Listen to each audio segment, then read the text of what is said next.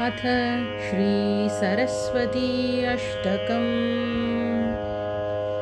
अमला विश्ववन्द्या सा कमला करमालिनी, विमलाभ्रनिभावोऽव्यात् कमला या सरस्वती।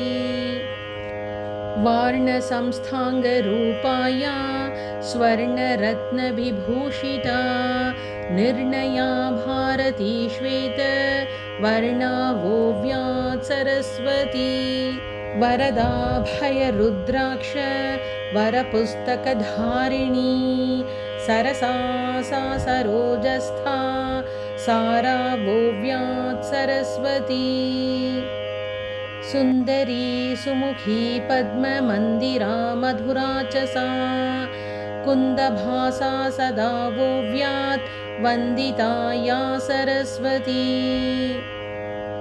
रुद्राक्षलिपिता कुम्भमुद्रा धृतकराम्बुजा, भद्रार्तदायिनी साव्यात् भद्राब्जाक्षी सरस्वती।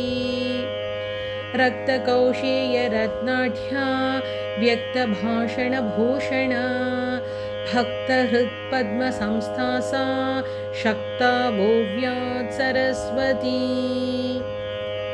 चतुर्मुखस्य जायाया चतुर्वेदस्वरूपिणी, चतुर्भुजा च सा वोऽव्यात् चतुर्वर्गा सरस्वती।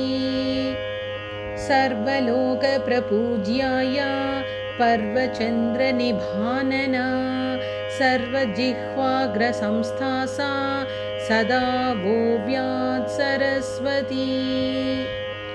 सरस्वत्यष्टकं नित्यं सकृत् प्रातर्जपेन्नरः, अग्नैर्विमुच्यते सोऽयं प्राज्ञैरिष्टश्च लभ्यते।